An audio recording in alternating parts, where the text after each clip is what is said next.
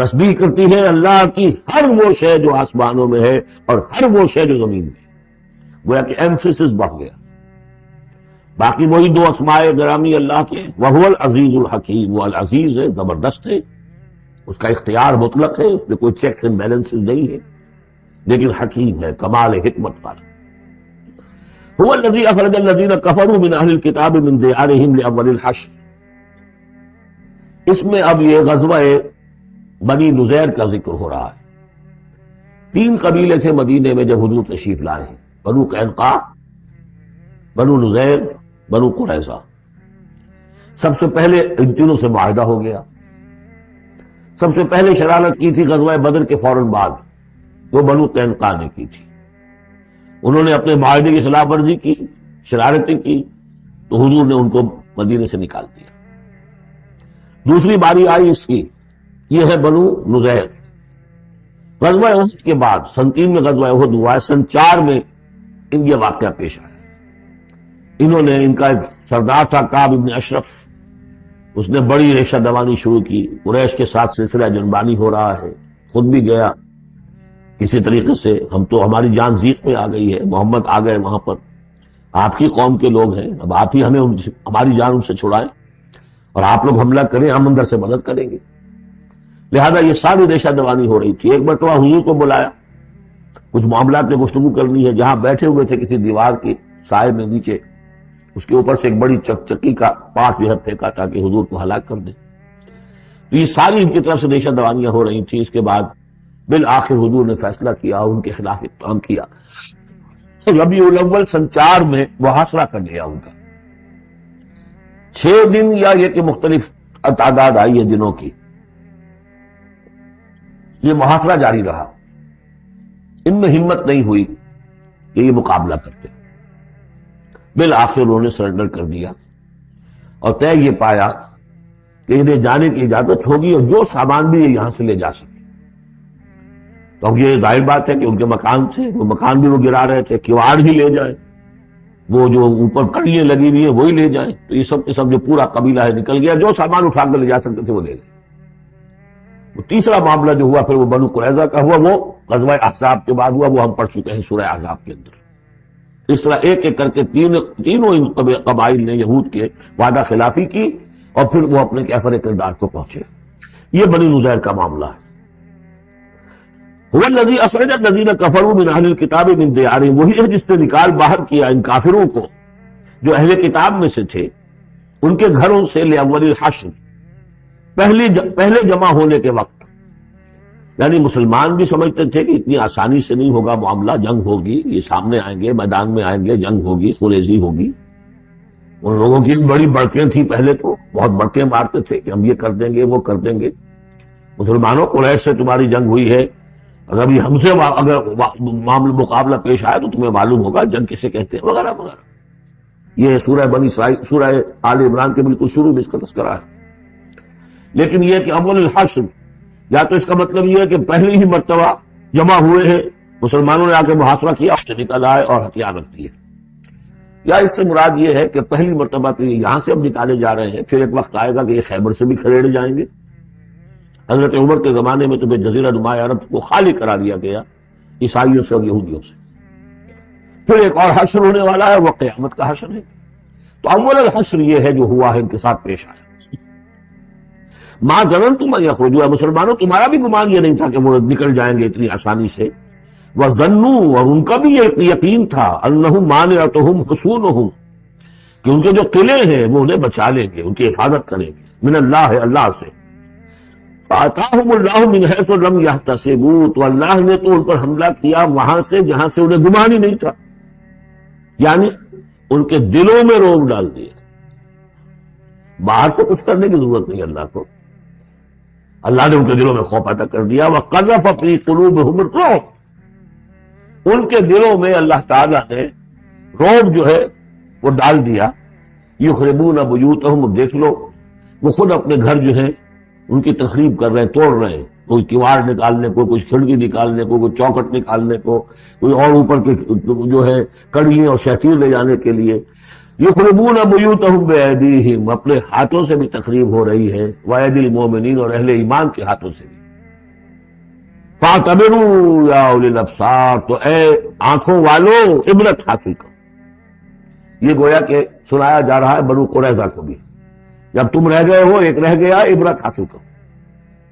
وَلَوْلَا أَن كَتَبَ اللَّهُ عَلَيْهِمُ الْجَلَاءَ، اگر اللہ تعالیٰ نے پہلے سے یہ لکھ نہ دیا ہوتا کہ ان کو جلا وطن کیا جائے گا، لَعَذَّبَهُمْ فِي الدُّنْيَا، تو انہیں اور سخت عذاب دیتا دنیا کی زندگی میں، وَلَهُمْ فِي الْآخِرَةِ عَذَابُ النَّارِ، اور آخرت میں تو ان کے لیے آگ کا عذاب ہے ہی۔ ذَلِكَ بِأَنَّهُمْ شَاقُّوا اللَّهَ وَرَسُولَهُ، یہ اس لیے کہ انہوں نے اللہ اور اس کے رسول سے مخالفت کی، زدم زدہ کی۔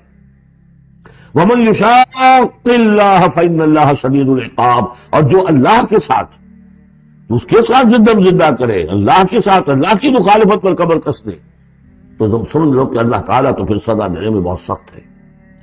مَا قَطَعْتُم مِّن لِینَةٍ أَوْ تَرَكْتُمُوهَا قَائِمَةً عَلَىٰ أُصُولِهَا، جو بھی تم نے لینا، یہ ایک خاص قسم کے کھجور کا درخت ہوتا تھا لینا، ان کے جو یہ گڑھیاں تھیں، ان کے جو مکان تھے، حویلیاں تھیں، ان کے چاروں طرف جو ہے کھجوروں کے اس طرح کی باڑ سی جیسے لگی ہوئی تھی، ایک طرح کی فصیل کھجوروں کا درخت گھنے۔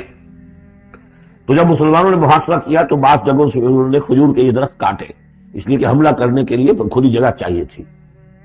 تو انہوں نے پھر پروپیگنڈا بنایا، اسکینڈل بنا دیا، دیکھو یہ اللہ کے رسول بنے پھرتے ہیں اور یہ اہل ایمان، اور یہ درخت کاٹ رہے ہیں۔ تو یہاں اللہ تعالیٰ نے اہل ایمان کے اس اقدام کی طرف اس کا جواز عطا فرمایا ہے کہ یہ تم نے صحیح کیا تو غلط کام نہیں کیا۔ مَا قَطَعْتُم مِّن لِینَةٍ أَوْ تَرَكْتُمُوهَا، تم نے جو بھی وہ کھجور کے درخت کاٹے یا جو بھی تم نے چھوڑ دیے انہیں، قائمۃ علی اصولھا، جو اپنی جڑوں پر کھڑے ہوئے ہیں اب بھی، فبإذن اللہ، یہ سب اللہ کے اذن سے ہوا ہے۔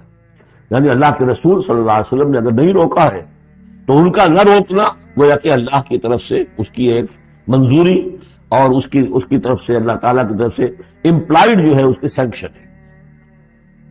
مَا قَطَعْتُم مِّن لِینَةٍ أَوْ تَرَكْتُمُوهَا قَائِمَةً عَلَىٰ أُصُولِهَا فَبِإِذْنِ اللَّهِ وَلِيُخْزِيَ الْفَاسِقِينَ، اور یہ اس لیے تھا تاکہ فاسقوں کو اللہ تعالیٰ رسوا کرے اور ذلیل و خاک کرے۔ اب اس سورہ مبارکہ کا یہ ایک اہم ترین مضمون آ رہا ہے، اور وہ ہے فے کا مال۔ مال غنیمت جب جنگ ہو اور جنگ کے نتیجے میں جو بھی مال ملے وہ مال غنیمت ہے، اس کا حکم سورہ انفال میں آ چکا ہے۔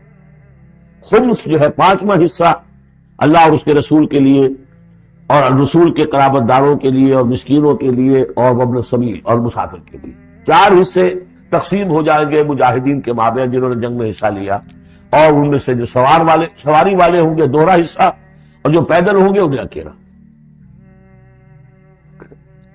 یہاں ذکر ہو رہا ہے کہ جنگ کی نوبت نہیں آئی، لہذا یہ مال فے، یہ غنیمت نہیں ہے، یہ مال فے ہے، اور یہ کل کا کل اللہ اور اس کے رسول کا ہے۔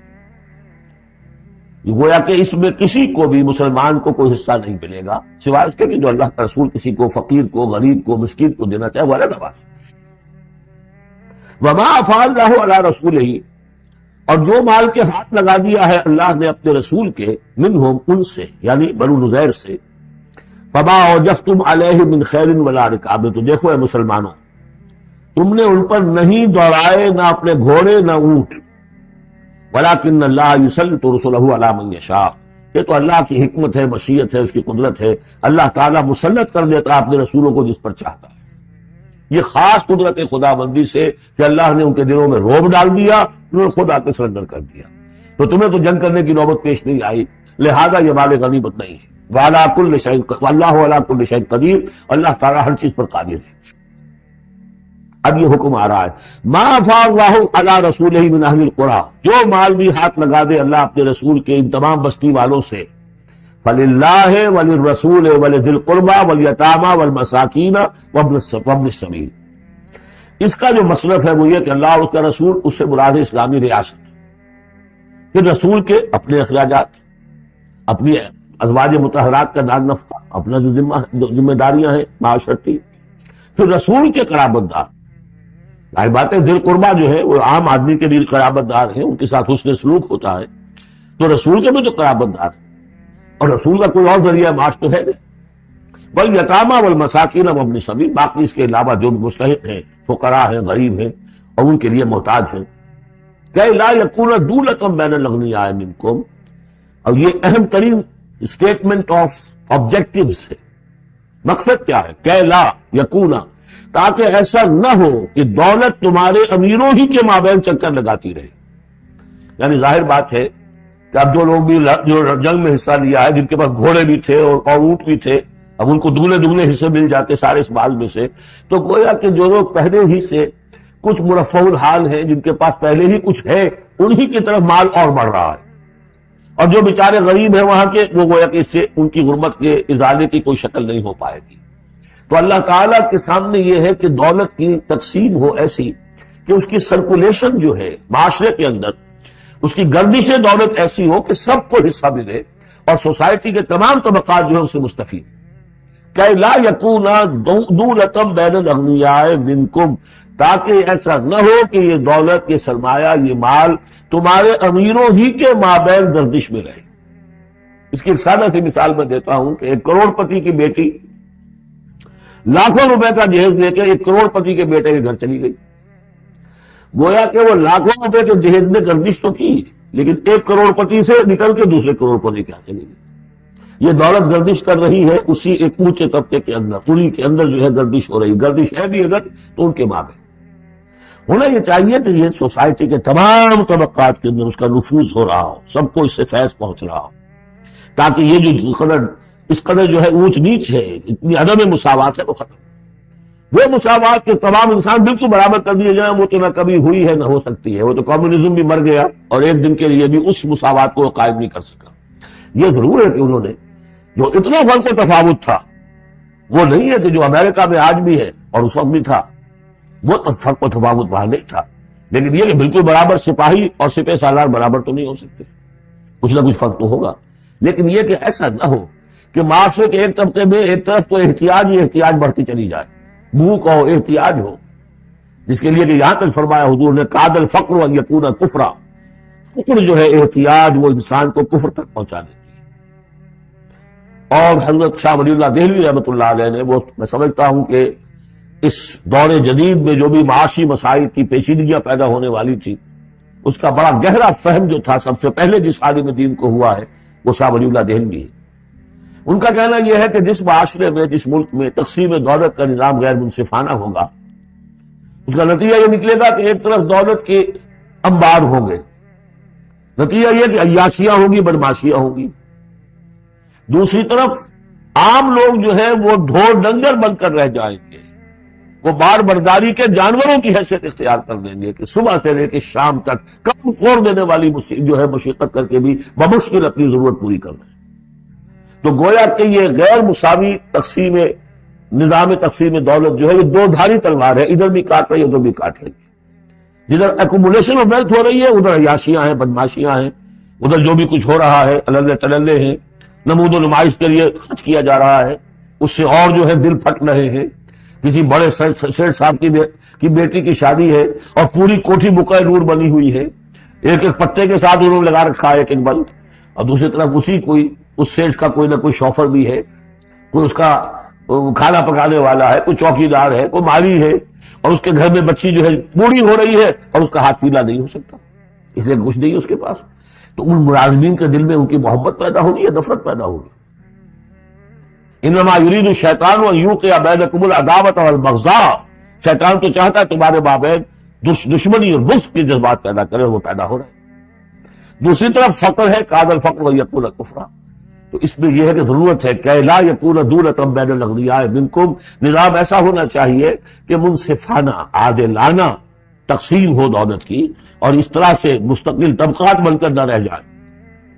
وما آتاکم الرسول فخذوہ. اب ظاہر بات ہے کہ اس وقت فوری طور پر تو بڑا دھکا لگا ہوگا نا. اوس اور خزرج کے مسلمان جو تھے وہ جب آئے تھے، محاصرہ کیا تھا، توقع انہیں یہ ہوگی کہ مال غنیمت میں سے ہمیں ملے گا. تو فوری طور پر یہ سمجھ، آخر انسان تھے، فرشتے تو نہیں تھے نا، تو انہیں یقیناً کو ایک دھکا سا لگا ہوگا، شوق پہنچا ہوگا.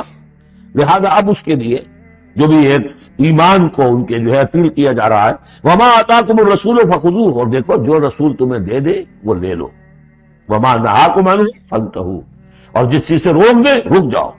واتقوا اللہ، اللہ کا تقوی اختیار کرو، ان اللہ شدید العقاب، اللہ تعالیٰ سزا دینے میں بہت سخت ہے. للفقراء، اب بیان ہوا کہ جب یہ بیت المال میں چلا جائے گا تو رسول نے تو اپنے اوپر فقر لازم کیا ہوا ہے، رسول نے تو اپنی بیویوں کے نفقہ بڑھانے کی بجائے ایلا کر لیا تھا، سورہ احزاب میں ہم سب پڑھ آئے ہیں۔ رسول یہ کس کو دے گا؟ للفقراء المہاجرین الذین اخرجوا من دیارہم، وہ مہاجر جو تندست ہیں کہ جو نکال دیے گئے اپنے گھروں سے، اموالہم، اور اپنے اموال سے، انہیں سب کچھ چھوڑ کر آنا پڑا۔ یبتغون فضلا من اللہ ورضوانا، وہ تو اللہ کے فضل کے متلاشی ہیں، تلاش کر رہے ہیں، حاصل کرنا چاہتے ہیں اللہ کا فضل اور اس کی رضا۔ وینصرون اللہ ورسولہ، اور وہ اللہ اور اس کے رسول کی مدد کر رہے ہیں۔ ولیعلم اللہ من ینصرہ ورسولہ بالغیب، یہ اب چکے ہیں۔ اللہ دیکھنا چاہتا ہے کون ہے وہ جو اللہ کی مدد کرتے ہیں اور اللہ کے رسول کی مدد کرتے ہیں غیب میں ہونے کے باوجود۔ تو یہ لوگ جو ہے جان ہتھیلیوں پر رکھ کر آ گئے، مکے کو انہوں نے چھوڑ دیا، اپنے گھر بار وہاں چھوڑے ہوئے ہیں، اپنے بال بچوں کو چھوڑا ہوا ہے، تو ان کے لیے کوئی چیز نہیں ہے، تو اب اس میں سے مال فے میں سے ان کا حصہ۔ للفقراء المہاجرین الذین اخرجوا من دیارہم واموالہم ویبتغون فضلا من اللہ ورضوانا وینصرون اللہ ورسولہ اولئک هم الصادقون، یقیناً وہ لوگ سچے ہیں، انہوں نے اپنا سچا ہونا ثابت کر دیا، صادق الایمان ہونے کا ثبوت دے دیا۔ والذین تبوؤا الدار والایمان من قبلہم، اور جو لوگ گھروں میں آباد تھے اور جن کو پاس ایمان بھی تھا ان سے پہلے، یعنی ان کے آنے سے پہلے، یعنی انصار مدینے میں جو پہلے سے آباد تھے اور ان کے دلوں میں بھی ایمان پیدا ہو چکا تھا، وہ جب یہ مہاجرین آئے ہیں تو ان کا طرز عمل کیا تھا؟ جن کے دلوں میں ایمان تھا، یحبون من ہاجر الیہم، انہوں نے قطعاً گراں نہیں محسوس کیا کہ یہ ہجرت کر کے لوگ آ گئے ہیں، ہماری معیشت پر بوجھ بن جائیں گے، ہمارے لیے جو ہے یہ آبادی جو ہے اتنی بڑی اور بڑھ رہی ہے، ان کے پاس کوئی دولت نہیں ہے، سرمایہ نہیں ہے، کوئی انویسٹمنٹ نہیں کر سکتے، تو بجائے اس کے کہ وہ یہ محسوس کریں کہ ہمارے اوپر تو یہ بہت بڑا بوجھ ہے، یحبون من ہاجر الیہم، وہ تو محبت کرتے ہیں ان سے جنہوں نے ہجرت کی ہے، ان کی طرف آئے ہیں ان کے ہاں، ولا یجدون فی صدورہم حاجۃ مما اوتوا، اور وہ نہیں پاتے اپنے سینوں کے اندر کوئی بھی حاجت، کوئی تنگی اس چیز پر کہ جو انہیں دی جا رہی ہے، کہ انہیں کیوں دیا جا رہا ہے، نہیں ہوگا، اس لیے کہ ان کے دلوں میں ایمان ہے، اللہ تعالیٰ نے ان کو ایمان کی دولت سے بہرہور کیا ہے۔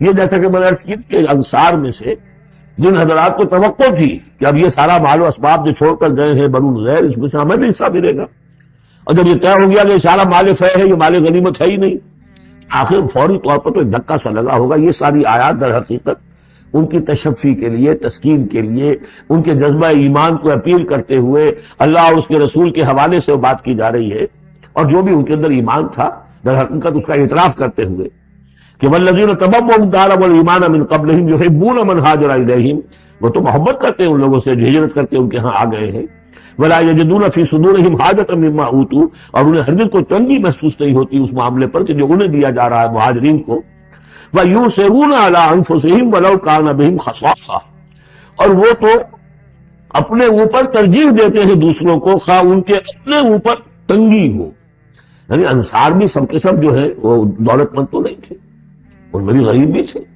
لیکن یہ کہ چاہے وہ تنگدست ہو، لیکن یہ کہ وہ دوسروں کو ترجیح دیتے ہیں، انہوں نے اپنے مہاجر بھائیوں کے لیے ایثار کیا ہے، قربانی کی ہے۔ ایثار جو ہے اس کے معنی ہوتی ہے ترجیح کرنا، کسی کو مقدم رکھنا۔ یؤثرون علی انفسہم ولو کان بہم خصاصہ، اپنے اوپر ان کو ترجیح دے رہے ہیں اگرچہ ان کے اپنے ہاں بھی تنگ دستی ہے، خواہ ہو ان کے ہاں تنگ دستی۔ ومن یوق شح نفسہ فاولئک هم المفلحون، اور یقیناً جو کوئی بھی بچا لیا گیا اپنے جی کے لالچ سے وہ وہی ہے کہ جو فلاح پانے والے ہیں۔ یہ ترغیب و تشویق ہے انصار کے لیے کہ جن کو گویا کہ اس مال فے سے، ان آیات کی روح سے بالکل محروم قرار دے دیا گیا، الا یہ کہ ان کے ہاں جو یتامہ ہو، مساکین ہو، ان کے لیے تو ظاہر بات ہے کہ وہ حصہ موجود ہے۔ اب جو آیت آ رہی ہے اس حصے کی وہ یہ ہے، بہت عظیم آیت اس پہلو سے ہے کہ اسی سے استدلال کیا حضرت عمر نے رضی اللہ تعالیٰ عنہ، ہماری تاریخ کے ایک بہت اہم موقع پر جبکہ خاصا اختلاف بھی اس میں پیدا ہو گیا تھا۔ پہلے وہ موقع سمجھ لیجئے جب حضرت عمر کے دور خلافت میں عراق فتح ہو گیا، شام فتح ہو گیا، ایران فتح ہو گیا، مصر فتح ہو گیا، تو فرٹائل کریسنٹ کہلاتا ہے مڈل ایسٹ کا، بہت زرخیز علاقہ، درمیان میں تو اگرچہ عراق کے اور شام کے ایک بڑا صحرا ہے لیکن کریسنٹ پاتا ہے، بہت فرٹائل۔ اب یہ جو مجاہدین تھے صحابہ کرام کتنے تھے؟ چند ہزار. ان کی طرف سے مطالبہ ہوا کہ یہ ساری زمینیں یہ مال غنیمت ہے، 1/5 رکھیے بیت المال کے لیے، 4/5 ہمارے اندر تقسیم کر دی. اگر ایسا ہو جاتا تو تاریخ انسانی کی عظیم ترین جاگیرداری پیدا ہو جاتی، پورا ملک تقسیم ہو جاتا. چند ہزار صحابہ کے اندر. اس سے بھی آگے بڑھ کر اس میں امپلائڈ یہ بھی تھا کہ ان ملکوں کی تمام آبادی ہماری غلام ہے، تقسیم کر دیجیے انہیں. مال غنیمت میں جو غلام آتے تھے وہ تقسیم ہوتے تھے کہ نہیں؟ لونڈیاں آتی تھی تو غنیمت تقسیم ہوتے تھے کہ نہیں؟ یہ اتنا بڑا مسئلہ تھا. حضرت عمر رضی اللہ تعالیٰ عنہ نے اس پر غور کیا اور ان کی رائے یہ ہوئی کہ یہ جو مال ہے یہ مال فے شمار ہوگا مال غنیمت. مال غنیمت صرف وہ ہوگا جو کسی جنگ میں مارکے کے عین مقام پر جو چیز ملے گی. جو تلواریں دشمن کے ہاتھ سے آپ کے ہاتھ لگ گئیں، زرہیں ہیں اور سامان ہے، یا بھیڑیں بکریاں ہیں، ان کے بھی تو راشن ساتھ ہوتے تھے کہ نہیں، گھوڑے ہیں، اونٹ ہیں، یا وہاں جو پی او ڈبلیوز ہوں گے جو وہاں گرفتار ہوں گے، جو لڑنے والے، یا عورتیں اگر وہاں ساتھ ہوں گی وہ کنیزیں بنائی جائیں گی. تو جو محاذ جنگ پر جو مال آئے گا وہ تو غنیمت ہے. لیکن پورا ملک، اب جنگ تو ایک ہوئی ہے، ہاوند کی جنگ ہوئی ہے یا فلاں کسی اور کی جنگ ہوئی ہے، تو اس کے نتیجے میں تو پورا کا پورا ملک جو ہے کسی کے قبضے میں آ گیا. ساری حکومت جو تھی ابراہیم لودھی کی، پانی پت کی جنگ کے اندر وہ ہارا اور ساری حکومت جو ہے وہ بابر کی ہو گئی.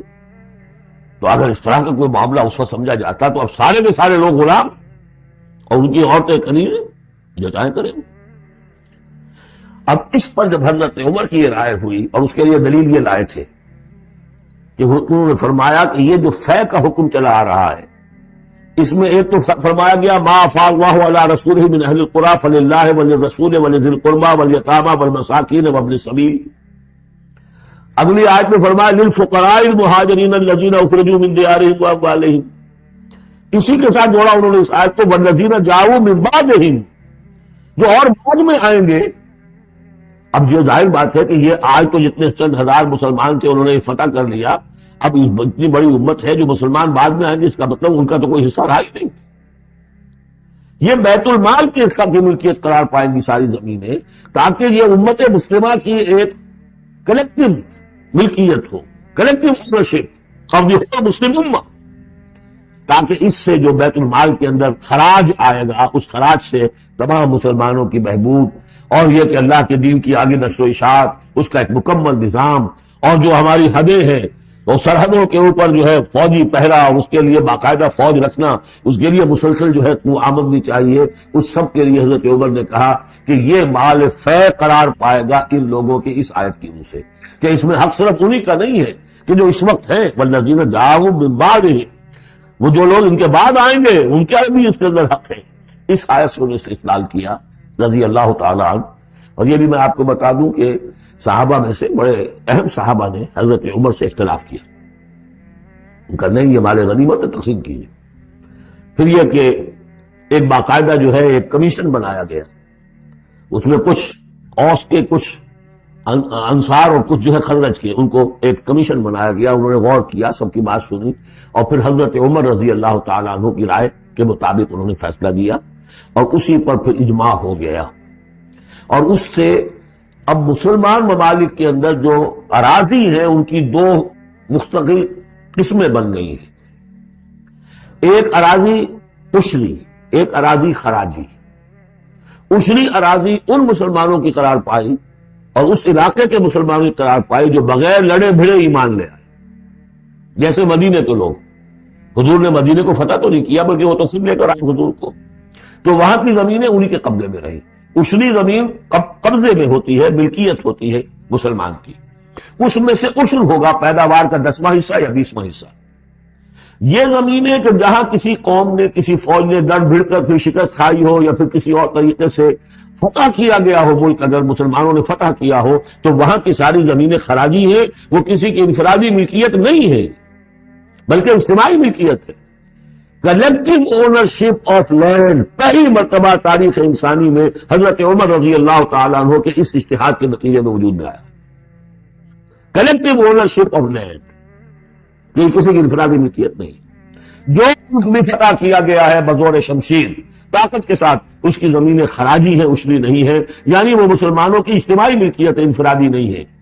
اب مسلمان ہو چاہے تو وہاں پر چاہے وہ مجوسی تھے یا ہندو ہو کوئی ہو، وہ کاشت کریں گے، لیکن اس میں سے خراج جائے گا سیدھا بیت المال میں. کوئی اس میں بیچ میں نہ زمیندار ہے اور نہ کوئی جاگیردار ہے. اس زمین کو کہتے ہیں خراجی زمین. اور پچھلی صدی تک تقریباً اس پر اجماع تھا کہ ہندوستان کی ساری زمینیں خراجی ہیں، یہاں کوئی اصلی زمین نہیں ہے، کوئی زمین ملکیت ہی نہیں ہے، کسی کو ملکیت نہیں، سب یہ مسلمانوں کی اجتماعی ملکیت ہے. چنانچہ قاضی صلاح اللہ پانی پتی رحمت اللہ علیہ پچھلی صدی کے بڑے عظیم مفسر، محدث، بہت بڑے صوفی، بہت بڑے مفتی، ان کی تفسیر جو ہے تفسیر مظہری، انہوں نے اپنے مرشد کے نام پر لکھی خود ہے، لیکن نام تفسیر صلاحی نہیں رکھا، تفسیر مظہری اپنے استاد کے نام سے منسوب کیا. تو اس تفسیر کے لکھنے والے شخص نے جو رسالہ لکھا ہے مالا بدہ منہ، وہ فقہ کا ایک بہت ہی ابتدائی سا رسالہ ہے اور ہمارے سارے عربی مدارس میں وہ پڑھایا جاتا ہے. وہ فقہ کی تعلیم جو ہر مسلمان کو معلوم ہونی چاہیے، مالا بدہ منہ. اس میں صاف لکھا ہے ہندوستان میں کوئی زمین عشری ہے ہی نہیں، لہذا میں عشر کے مسائل اس میں لکھتا ہی نہیں. خام خواہ طلبہ کے دلوں پر بوجھ پڑے، کیا ضرورت ہے، جبکہ یہاں اس کی اپلیکیشن ہی نہیں ہے. ہندوستان میں کوئی زمین جو عشری نہیں، سب خراجی ہے. تو اس کا نتیجہ کیا نکلتا ہے کہ بالکل نیا بندوبست اراضی ہو سکتا ہے، ان جاگیرداروں سے زمین واپس لی جا سکتی، ملکیت ہی نہیں ہے ان کی. یہ تو یہ کہ کبھی کسی شہنشاہ نے دے دی یا انگریزوں نے دے دی، کسی اور نے دے دی، ان کی ملکیت نہیں ہے. یہ ہے اسری زمین، یہ خراجی زمینیں خراجی رہیں گی. یہ بہت اہم مسئلہ ہے اور اس کا تعلق اس آیت سے. والذین جاؤوا من بعدہم یقولون ربنا اغفر لنا ولاخواننا الذین سبقونا بالایمان، وہ یہ کہتے ہیں پروردگار ہمیں بھی بخش دے اور ہمارے ان بھائیوں کو بھی بخش دے جو ایمان میں ہم سے سبقت لے گئے، ہم سے پہلے تھے. ولا تجعل فی قلوبنا، اور ہمارے دلوں میں مت پیدا کر غلا، کوئی بھی کدورت، کوئی بھی بیر، للذین آمنوا، ان لوگوں کے لیے جو صاحب ایمان ہو. ربنا انک رؤوف الرحیم، پروردگار تو رؤوف ہے اور رحیم ہے. أَلَمْ تَرَ إِلَى الَّذِينَ نَافَقُوا يَقُولُونَ لِإِخْوَانِهُمُ الَّذِينَ كَفَرُوا مِنْ أَهْلِ الْكِتَابِ لَئِنْ أُخْرِجْتُمْ لَنَخْرُجَنَّ مَعَكُمْ وَلَا نُطِيعُ فِيكُمْ أَحَدًا أَبَدًا وَإِنْ قُوتِلْتُمْ لَنَنْصُرَنَّكُمْ وَاللَّهُ يَشْهَدُ إِنَّهُمْ لَكَاذِبُونَ. صدق اللہ العظیم. غزوہ بنی نذیر میں جو بھی رول اور کردار تھا یہود کا، ان کا جو انجام ہوا وہ سورہ حشر کی پہلے رکوع میں بیان ہو چکا ہے. ساتھ ہی یہ کہ ایک بہت اہم حکم جو ہے شریعت کا اموال فے کے بارے میں، وہ بھی پہلے رکوع میں ہم پڑھ چکے ہیں. اب اس موقع پر منافقین کا جو کردار سامنے آیا تھا دوسرے رکوع میں، اس کے بارے میں گفتگو ہو رہی ہے. الم تر الی الذین نافقوا، کیا تم نے دیکھا نہیں ان لوگوں کو کہ جو منافق ہیں، جن کے دلوں میں نفاق نے ڈیرے جما لیے ہیں. یقولون لاخوانہم الذین کفروا من اہل الکتاب، وہ کہتے رہے اپنے ان بھائیوں سے اب میں سے جنہوں نے کفر کیا تھا. ان کے بھائی تھے، دوست تھے، ان کے تعلقات تھے جو اہل کتاب میں سے تھے، وہ کفر پر اڑے رہے. ان سے انہوں نے کہا تھا یہ لئن اخرجتم لنخرجن معکم، دیکھو اگر تمہیں کبھی مدینے سے نکالا گیا ہم تمہارے ساتھ نکلیں گے. وہ دوستیاں جو ان کے درمیان حلیفانہ روابط تھے، اگر تمہیں کہیں نکالا جائے گا تو ہم بھی نکلیں گے. وَلَا نُطِيعُ فِيكُمْ أَحَدًا أَبَدًا، اور تمہارے معاملے میں کبھی بھی ہم کسی بھی شخص کی اطاعت نہیں کریں گے. یعنی ٹھیک ہے ہم ایمان تو لے آئے ہیں، مسلمانوں میں شامل ہو گئے ہیں اور ہم محمد کا حکم مانتے بھی ہیں بعض معاملات کے اندر، لیکن یہ ہے کہ تمہارے ساتھ ہماری دوستی ہے وہ پختہ ہے، تمہارے ساتھ ہمارے حلیفانہ تعلقات ہیں وہ بہت قدیمی ہے، اور ہمارا تمہارے معاملے میں جو ہے ہمارا طرز عمل تبدیل نہیں ہوگا. اور اگر کوئی اقدام محمد نے صلی اللہ علیہ وسلم تمہارے خلاف کرنے کا فیصلہ کیا تو ہم اس میں ان کا ساتھ نہیں دیں گے. لَنَخْرُجَنَّ مَعَكُمْ وَلَا نُطِيعُ فِيكُمْ أَحَدًا أَبَدًا وَإِن قُوتِلْتُمْ لَنَنصُرَنَّكُمْ، اور اگر تمہارے ساتھ جنگ کی گئی تو ہم لازماً تمہاری مدد کریں گے.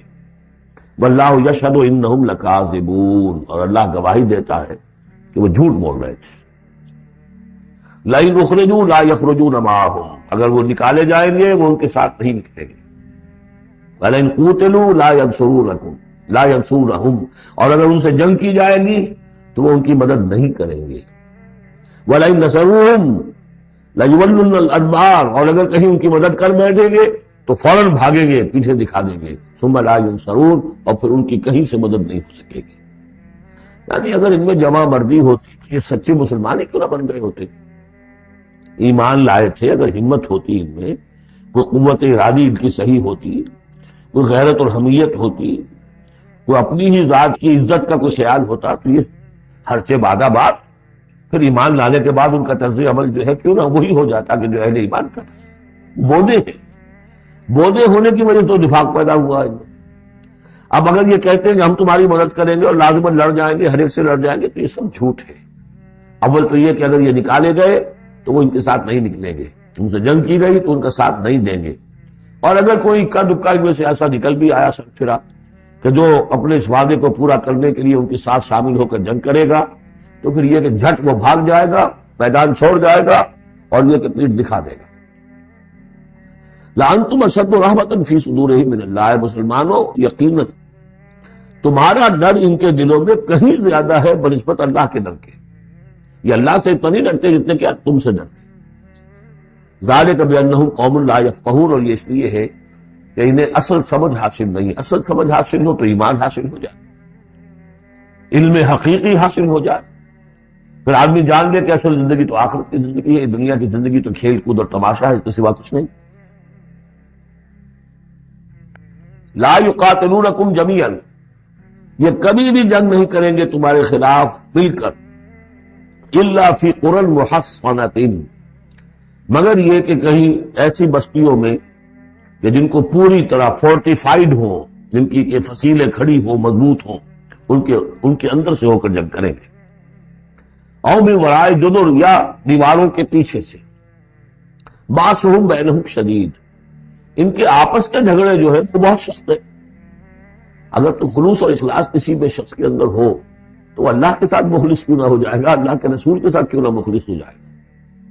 ظاہر بات ہے کہ بزدلی اور خود غرضی یہ دو چیزیں ہیں کہ جو در حقیقت ان کے مزاج کا جزو لا ينفک ہے، اور وہی تو اصل سبب ہے ان کے نفاق کا. تو یہ کسی اور کے ساتھ کیسے مخلص ہو جائیں گے؟ تحسبهم جميعا وقلوبهم شتى تم سمجھتے ہو کہ یہ یکجا ہیں، اکٹھے ہیں، ان کا متحدہ محاذ ہے، جبکہ دل کے دل پھٹے ہوئے. ہمارے یہاں بھی سیاسی متحدہ محاذ چاہے وہ نظام مصطفیٰ تحریک کا بنا تھا، اس کا بھی حال سب کو معلوم ہے کہ اس کے لیڈر جو ہیں علماء کرام ایک دوسرے کے پیچھے نمازیں نہیں پہنچتے تھے. متحدہ محاذ تھا، وہ اتحاد کیسا تھا؟ وہی بات ہے. باسہم بینہم شدید ان کے تو آپس کے اختلافات جو ہیں وہ بہت شدید ہیں، کہ آپس کی دشمنیاں، قدورتیں، کینے. تحسبہم جمیعا تم سمجھتے ہو کہ یہ جمع ہے، اکٹھے ہیں، وقلوبہم شتیٰ اور دل پھٹے ہوئے ہیں. ذالک بانہم قوم لا یعقلون اور یہ اس لیے کہ وہ ایک ایسا گروہ ہے کہ جو عقل سے کام نہیں لیتے. کمثل الذین من قبلہم قریبا ذاقوا وبال امرہم جیسے قصہ ان کا ہوا جو ان سے پہلے تھے ماضی قریب میں، یعنی بنو قینقاع. سب سے پہلے بنو قینقاع کا معاملہ ہوا تھا، پھر یہ بنی نضیر کا ہوا، پھر 5ویں سال میں غزوہ احزاب کے ضمیمے کے طور پر بنو قریظہ کا ہوا. وَلَهُمْ عَذَابٌ أَلِيمٌ ان کے لیے بہت ہی دردناک عذاب ہے. کمثل الشیطان یا پھر مثال ہے شیطان کی.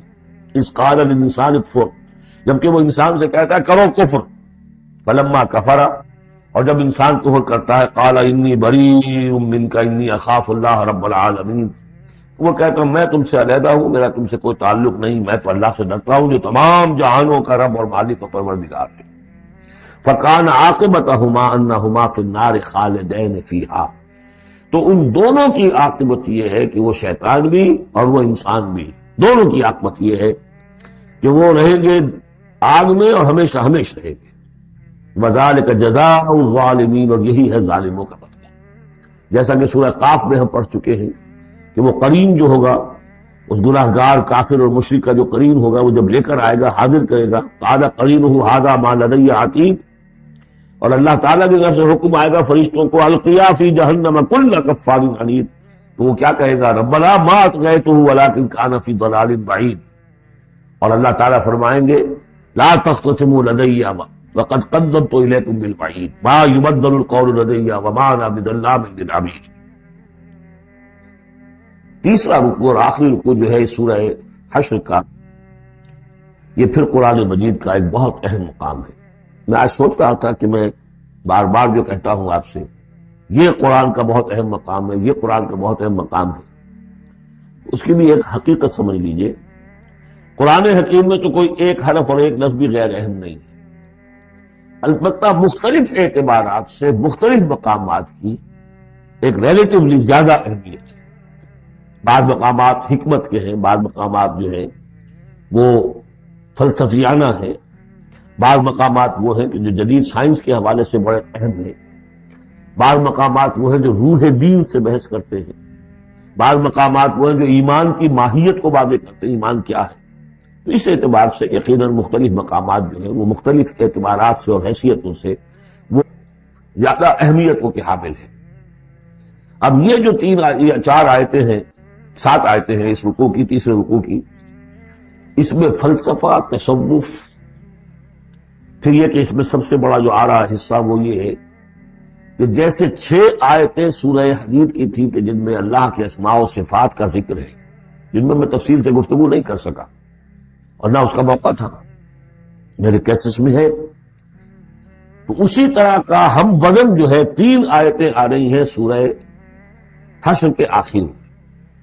قرآن حکیم میں اسماء خداوندی کا سب سے بڑا گلدستہ، 16 اسماء ایک جگہ پر اور کہیں نہیں، 8 اسماء ایک آیت، الملک القدوس السلام المومن المہیمن العزیز الجبار المتکبر سبحان اللہ عما یشرکون، ایک ہے۔ تو اس اعتبار سے یہ حصہ بہت اہم ہے۔ فرمایا یا ایھا الذین آمنوا اتقوا اللہ ولتنظر نفس ما قدمت لغد واتقوا اللہ ان اللہ خبیر بما تعملون۔ اہل ایمان اللہ کا تقوی اختیار کریں، اور چاہیے کہ ہر جان یہ دیکھتی رہے کہ اس نے کل کے لیے کیا آگے بھیجا۔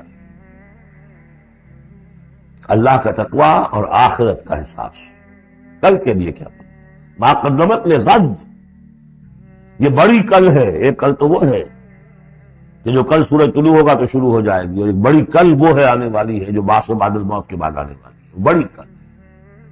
اس کل کے لیے کیا بھیجا ہے، کیا سامان ہے، کیا توشہ ہے، کیا تم نے کمائی ہے جو جمع کرائی ہے، وہ جو اس کائناتی حکومت کا جو سب سے بڑا ریزرو بینک ہے، امپیریل بینک ہے اس کائنات کا، اللہ تعالیٰ کے ہاں کیا جمع کرایا۔ اور دیکھیے 2 مرتبہ ایک آیت میں واتقوا اللہ، اللہ کا تقوی، اللہ کا خوف۔ لیکن یہ خوف اصل میں اس طرح کا خوف نہیں ہوتا جو کسی خوفناک شے کا خوف ہوتا ہے۔ ایک ہے شیر کا خوف یا سانپ کا خوف، ایک خوف والد کا خوف ہوتا ہے، وہ محبت کے تحت ہوتا ہے۔ میرے والد جو ہے ناراض نہ ہو جائے، میں اپنے والد کے احساسات اور جذبات کو مجروح نہ کر بیٹھوں، وہ مایوس نہ ہو جائے مجھ سے، اللہ ناراض نہ ہو جائے، یہ خوف۔ یا ایھا الذین آمنوا اتقوا اللہ ولتنظر نفس ما قدمت لغد واتقوا اللہ ان اللہ خبیر بما تعملون، یقیناً جو کچھ تم کر رہے ہو اللہ اسے باخبر ہے۔ اگلی آیت ہے جسے علامہ اقبال نے قرار دیا کہ ان کے فلسفہ خودی کی سورس یہ ہے۔ سید نذیر نیازی نے ہمارے ہاں قرآن کانفرنس میں باقاعدہ بیان کیا، ان کے مضمون میں بھی موجود ہے یہ، کہ میں نے حضرت علامہ سے یہ سوال کیا کہ آپ کے فلسفہ خودی کے بارے میں بڑی جیب گوئیاں ہوتی ہیں، کوئی کہتا ہے کہ فلاں نیچے سے آپ نے اخذ کر لیا ہے، فلاں سے کر لیا ہے، آپ بتائیے کہ آپ کے فلسفہ خودی کی سورس کیا ہے۔ تو علامہ نے فرمایا کہ اچھا کل آ جانا فلاں وقت۔ تو کہتے ہیں کہ میں اتنا خوش رہا کہ شاعر مشرق اور حکیم الامت مجھے یہ اعزاز بخش رہے ہیں کہ میں جاؤں گا اور وہ مجھے ڈکٹیٹ کرائیں گے کہ میرے فلسفہ خودی کی سورس کیا ہے۔ تو میں گیا، بہت خوش گیا، پینسل کاپی لے کر گیا۔ جب میں گیا تو کہا ذرا قرآن مجید اٹھا لاؤ، تو ایک تو مجھ پر وہ ویسی پڑ گئی، پھر کہا کہ ذرا کھولو سورہ حشر نکالو اور یہ آیت پڑھو، وَلَا تَكُونُوا كَالَّذِينَ نَسُوا اللَّهَ فَأَنسَاهُمْ أَنفُسَهُمْ اولئک هم الفاسقون۔ یہ ہے میرے فلسفہ خودی کی سورس۔ دیکھنا مسلمانوں ان لوگوں کی طرح نہ ہو جانا جنہوں نے اللہ کو بھلا دیا، تو اللہ نے انہیں اپنے آپ سے غافل کر دیا۔ فَأَنسَاهُمْ أَنفُسَهُمْ، اس کے کیا معنی؟ کیا کوئی خدا سے غافل جو اپنے آپ کو بھول جاتا ہے؟ اپنے پیٹ کا خیال نہیں رہتا اس کو؟ اپنے جسم میں کوئی پھوڑا نکل آئے تو علاج نہیں کراتا؟ کس چیز سے غافل؟ وہ اپنے جسم سے غافل نہیں، وہ اپنے حیوانی وجود سے غافل نہیں، اس کے تقاضوں سے غافل نہیں، اس کی اپکیپ، اس کی مینٹیننس، اس کی ویئر اینڈ ٹیئر کو درست کرتے رہنا، کسی چیز سے غافل۔ معلوم ہوا کہ اس حیوانی وجود کے علاوہ کوئی حیثیت ہے انسان کی، اصل حقیقت جس کو انسان بھول جاتا۔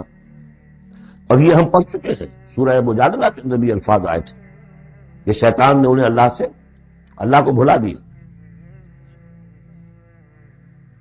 فَأَنسَاهُمْ ذِكْرَ اللَّهِ، اسْتَحْوَذَ عَلَيْهِمُ الشَّيْطَانُ فَأَنسَاهُمْ ذِكْرَ اللَّهِ، شیطان نے ان پر قابو پا لیا ہے اور انہیں بھلا دیا ہے، اللہ کے ذکر سے غافل کر دیا۔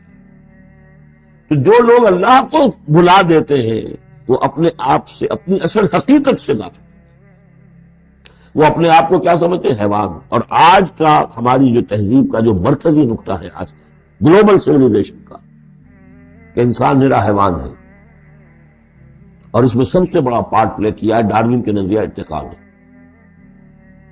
حیوان جیسے اور حیوان ہے ویسا حیوان انسان ہے، اتنا ہی فرق ہے نا جتنا گھوڑا اور گدھا۔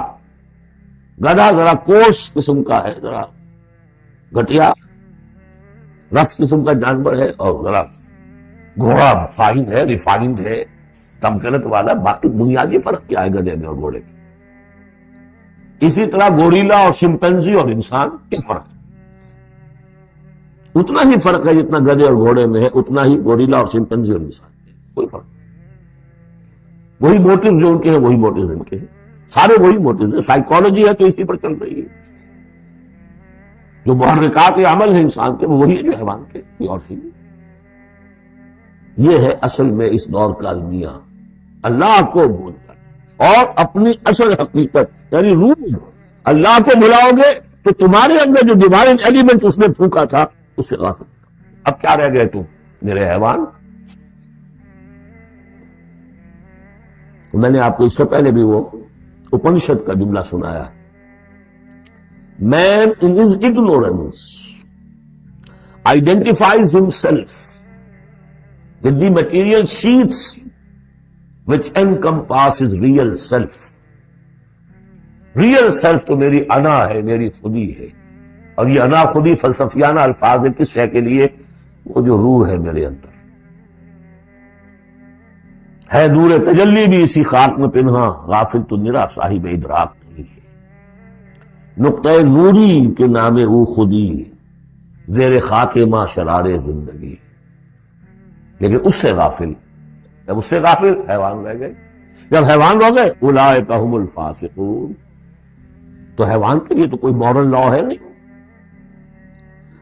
اور ارلی فرینچ لٹریچر جو ہے پچھلی سینچری کا، وہ سارا اسی پر بیسڈ ہے۔ وہ ساری دلیل یہاں سے لاتے ہیں کہ انسانوں نے اپنے اوپر قیدیں لگا دی ہے، بیوی بیٹی ماں میں فرق کرنا، حیوانات میں کوئی فرق کرتا؟ نیوڈسٹ کلب سے اگر پوچھے کہتے ہیں حیوانات میں سے کوئی لباس پہنتا ہے؟ انسان میں خواب کا تعلق ہو جاتا ہے۔ ان کے لیے سورس ہے وہی حیوانوں کی زندگی، انہیں سے سبق حاصل۔ یہ ہے انسان کے اندر صرف حیوان نہیں ہے، جیسے کہ شیخ سعدی نے کہا تھا آدمی زیادہ ترفع معجون است از فرشتہ سرشتہ وز حیوان۔ یہ جو انسان ہے آدم زاد، یہ ایک معجون مرکب ہے، اس میں فرشتہ بھی، سرشتہ کہتے ہیں گوندنے کو، آٹے کو پانی کو ملا کر گوندتے ہیں آپ، یکجان کرتے ہیں، تو از فرشتہ سرشتہ وز حیوان، اس میں ایک فرشتہ بھی ہے ایک حیوان بھی ہے، دونوں گندے ہوئے۔ فرشتہ ہے روح، عالم امر کی شے، اور وہ نور سے پیدا کیا۔ روح بھی روح عالم امر کی شے، یسألونک عن الروح قل الروح من امر ربی، یہ بھی نور سے پیدا کی گئی، نقطۂ نوری یہی ہے۔ تو ولا تکونوا کالذین نسوا اللہ فانساہم انفسہم اولئک ھم الفاسقون۔ لا یستوی اصحاب النار و اصحاب الجنہ، دیکھو برابر نہیں ہو سکتے آگ والے اور جنت والے. اصحاب الجنت هم الفائزون، یقیناً جنت والے ہی کامیاب ہوں گے. اللہم ربنا اجعلنا منہم، اللہم ادخلنا الجنت مع الابرار، اللہم اجرنا من النار، یا مجیرو یا مجیرو یا مجیر. اس کے بعد آیت آئی ہے قرآن مجید میں عظمت قرآن کے بیان میں عظیم ترین آیت. لو انزلنا هذا القرآن على جبل لرأيته خاشعا متصدعا من خشية الله. اگر ہم اس قرآن کو اتار دیتے کسی پہاڑ پر تو تم دیکھتے کہ وہ دب جاتا، متصدعا پھٹ جاتا، من خشیت اللہ، اللہ کے خوف سے. میں نے جو شروع میں تعارف قرآن پر جو گفتگو کی تھی اس میں اس کا حوالہ دیا تھا عظمت قرآن کے لیے. قرآن ایز سچ،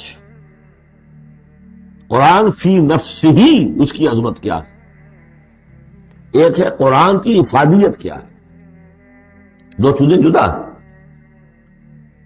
ایک فی نفسہ ہی وہ کیا ہے، اس کی عظمت کیا ہے. ایک یہ کہ اس کا فائدہ کیا ہے، افادیت کیا ہے. افادیت پر بس ہم آیت پڑھ چکے، لیکن خاص طور پر دو آیتیں سورہ یونس کی. یا ایھا الناس قد جاءتکم موعظۃ من ربکم وشفاء لما فی الصدور وہدی ورحمۃ للمؤمنین قل بفضل اللہ وبرحمتہ فبذلک فلیفرحوا ھو خیر مما یجمعون. لیکن قرآن فی نفسہ ہی، اگر ہم اسے اتار دیتے کسی پہاڑ پر تو تم دیکھتے کہ وہ دب جاتا. اور اس کے لیے میں تشریح کر چکا ہوں سورہ اعراف میں جو معاملہ ہوا تھا کہ حضرت موسیٰ علیہ السلام نے فرمایا، عرض کیا تھا اللہ سے رب ارنی انظر الیک، اور اللہ نے فرمایا کہ تم مجھے نہیں دیکھ سکتے، لن ترانی ولکن انظر الی الجبل فإن استقر مکانہ فسوف ترانی. ذرا اس پہاڑ کو دیکھو، ہم اپنی تجلی اس پر ڈالیں گے، اگر وہ سہار جائے، کھڑا رہ جائے اپنی جگہ پر، برداشت کر جائے تو تم بھی سمجھنا کہ ہاں ہمیں دیکھ سکو گے. فلما تجلی ربہ للجبل، جب اس کے رب نے ایک اپنا پرتو، ایک جلوہ، ایک تجلی کیا ہے؟ روشنی، ایک نور. اس نور کا جو اللہ نے تعالی نے وہ پرتو ڈالا اس پہاڑ پر، الہ دکن وخر موسیٰ صعقا، وہ ریزہ ریزہ ہو گیا. اور تجلی باری تعالیٰ، ذات باری تعالیٰ کی تجلی کے بالواسطہ مشاہدے کا اثر ہوا ہے کہ حضرت موسیٰ بے ہوش ہو کر گر گئے. اب نوٹ کیجئے، یہ بالکل وہی بات ہے جو تمثیل کی شکل میں آ رہی ہے. فرق کیا ہے؟ وہ تجلی ذات تھی باری تعالیٰ، یہ تجلی صفات ہے. کلام اللہ، اللہ کا کلام ہے، کلام متکلم کی صفت ہے، اس کی بھی تاثیر وہی ہے جو ذات باری تعالیٰ کی تاثیر. اس کو علامہ اقبال نے ادا کیا ہے، فاش گویم آنچ در دل مضمرست. میں صاف ہی کھول کے بیان کر دوں کہ میرے دل میں مضمر ہے، چھپی ہوئی بات ہے. این کتابیں نیست چیزیں دیگر است. یہ قرآن کتاب نہ سمجھو، اسے کتاب نہیں کچھ اور ہے. کیا ہے؟ مثل حق پنہاں ہم پیدا. آج ہم نے وہ آیت بھی پڑھ لی، الظاہر والباطن، اللہ ظاہر بھی ہے الباطن بھی ہے. تو ذات باری تعالیٰ جیسے الظاہر بھی ہے الباطن بھی ہے، اسی طرح مثل حق پنہاں وہ ہم پیداست، یہ چھپا ہوا بھی ہے اور ظاہر بھی ہے، سامنے بھی ہے. اس لیے میں بیان کر چکا ہوں وہاں سورہ واقعہ میں، لا یمسہ الا المطہرون، جب تک کہ انگی پاک نہ ہو چکا ہو قرآن کی حقیقی معرفت اور معانی تک انسان پہنچ نہیں سکتا. چھلکوں تک رہے گا، ہڈی ہوگی اس کے ہاتھ میں، گودا نہیں ہوگا اس کے. ناز قرآن مغزہ برداشتے استخاں پیش سگاں انداختے، یہ مغز تک نہیں پہنچ سکتا. وہ ہے اصل میں قرآن مجید کا معاملہ کہ تجلی صفات باری تعالی، صفت ہے کلام کی، اور کلام میں آپ کو معلوم ہے متکلم کی پوری شخصیت جو ہے منعکس ہو جاتی ہے. کوئی شخص ہے، کوئی بھٹیارن ہے، کوئی اور ہے، بڑبوجا ہے. اب اب ان کی اپنی زبان ہے، ان کا ایک جملہ آپ سنیں گے پتہ چل جائے گا یہ کون بول رہا ہے کون بول رہی ہے. اس لیے پوری شخصیت، ان کا ذہن و فکر کا حدود اربا، ان کی تہذیب و تمدن کے ساتھ کس درجے ان کا کوئی تعلق ہے یا نہیں ہے، سب واضح ہو جائے گا. تاک بازی راگ پایا. اللہ کا کلام ہے. لو انزلنا هذا القرآن على جبل لرأيته خاشعا متصدعا من خشية الله وتلك الامثال نضربها للناس لعلهم يتفكرون. اور یہ مثالیں ہیں جو ہم لوگوں کے لیے بیان کرتے ہیں تاکہ وہ فکر کریں، غور کریں، سوچیں. اب یہاں سے وہ 3 آیتیں شروع ہو رہی ہیں. وہاں 6 تھی. صفات اور اسماء ہمارے ہاں جو ایمان کے لیے جو یاد کیے ہوں گے آپ نے، اگر اللہ تعالیٰ نے بچپن میں یہ موقع آپ کو دیا ہو تو ایمان مجمل، ایمان مفصل. ایمان مجمل کے الفاظ کیا ہے؟ آمنت باللہ و ملائکتہ، آمنت باللہ کما ہوا باسمائہ و صفاتہ وقبلت جمیع احکامہ. تو اسماء اور صفات باری تعالیٰ کے موضوع پر سورہ حدید کی پہلی 6 آیات، یہ قرآن مجید کا ذروہ سلام ہے. چوٹی، سلام، چوٹی. ذروہ کہتے ہیں اونٹ کے کوہان کو، کوہان کی بھی اونچی جو سب سے نمایاں شے ہوتی. اسماء پر یہ سب سے بڑا گلدستہ. اور ایک خاص بات جو میں نے وہاں نوٹ نہیں کرائی تھی آپ کو، سورہ حدید میں واحد مقام ہے قرآن مجید کا جہاں اسماء باری تعالیٰ کے مابین حرف عطف واو آیا ہے. هو الاول والآخر والظاہر والباطن، اور کہیں نہیں. 4 اسماء آئے ہیں سورہ جمعہ کے شروع میں. یسبح للہ ما فی السماوات و ما فی الارض الملک القدوس العزیز الحکیم، کوئی حرف واو نہیں. اور 8 اسماء آئیں گے یہاں پر، الملک القدوس السلام المومن المہیمن العزیز الجبار المتکبر، کوئی حرف واو نہیں. وہو العزیز الحکیم، یہ نہیں هو العزیز والحکیم نہیں. اس کی وجہ کیا ہے؟ اللہ تعالیٰ کے تمام اسماء، اللہ کی تمام صفات اس کی ذات میں بیک وقت موجود ہے. واو میں تو مغایرت پیدا ہو جاتی ہے، واو میں تراسی پیدا ہو جاتی ہے. لیکن یہاں کیوں آئے سورہ حدید میں؟ اس لیے کہ اول و آخر بیک وقت نہیں ہو سکتے، وہ حال عقلی ہے. ظاہر و باطن ایک وقت نہیں ہو سکتے. میرا ظاہر میرا باطن یہ تو ایک ہی وقت میں موجود ہے. قرآن کا ظاہر اور قرآن کا باطن ایک وقت میں موجود ہے، آخر ایک نہیں ہو سکتا. اس لیے وہاں واو لایا گیا، هو الاول والآخر والظاہر والباطن. بہرحال اب یہاں پر نوٹ کیجیے، هو اللہ الذی لا الہ الا هو، وہی ہے اللہ جس کے سوا کوئی الہ نہیں. عالم الغیب والشہادہ، جاننے والا ہے کھلے کا اور چھپے کا، وہ بھی جو تمہارے سامنے ہے اور وہ بھی کہ جو تمہاری نگاہوں سے پوشیدہ ہے. اس لیے کہ غیب اور شہادہ جو ہے یہ ہمارے اعتبار سے، اللہ کے اعتبار سے نہیں.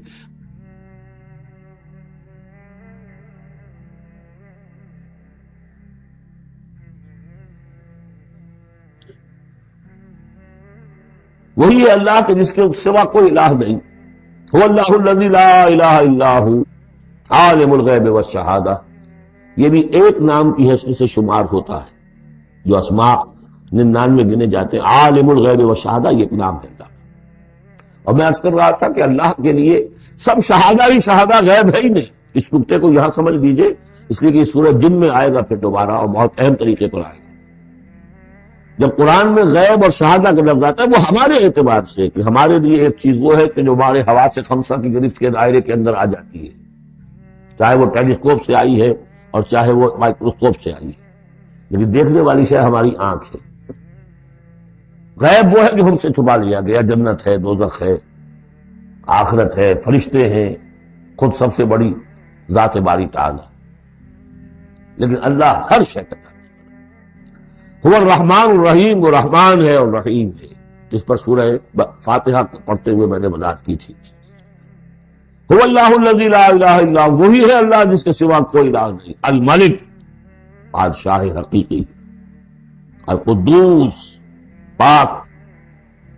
السلام، سلامتی اور سالم، اس اعتبار سے سالم، کوئی اس کو گردن پہنچانے والا نہیں، ہر عیبوں سے پاک.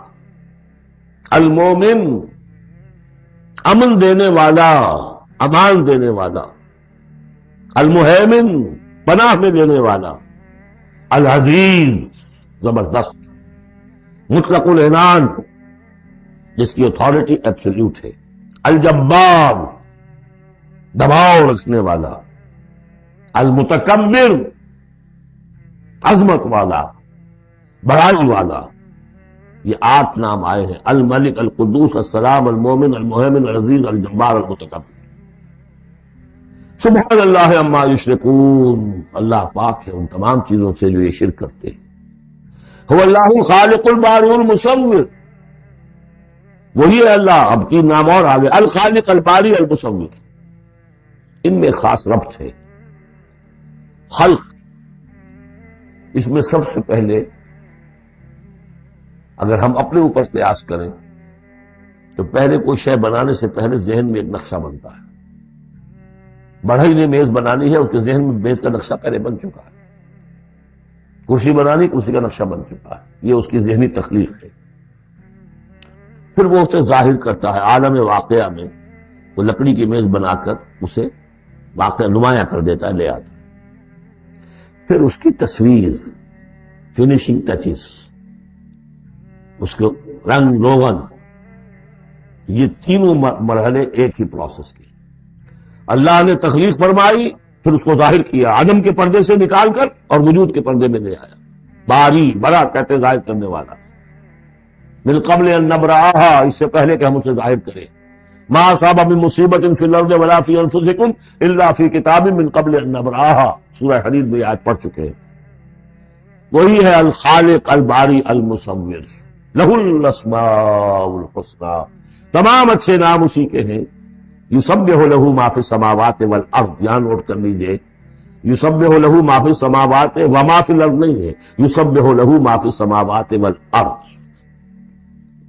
سورہ حدید کے شروع میں تھا سبح للہ ما فی السماوات والارض، سورہ حشر میں آیا سبح للہ ما فی السماوات وما فی الارض۔ یہاں یسبح للہ ما فی السماوات والارض، اور پھر 2 مرتبہ آئے گا یسبح للہ ما فی السماوات وما فی الارض، سورہ جمعہ کے شروع میں بھی، سورہ تغابن کے شروع۔ وَهُوَ الْعَزِيزُ الْحَكِيمُ، دیکھیے اس سورہ مبارکہ کی خاص خصوصیت یہ ہے، شروع بھی ہوئی تسبیح کے ساتھ، اختتام بھی تسبیح کے ساتھ۔ شروع میں بھی العزیز الحکیم، زبردست حکمت والا، آخر میں بھی العزیز الحکیم۔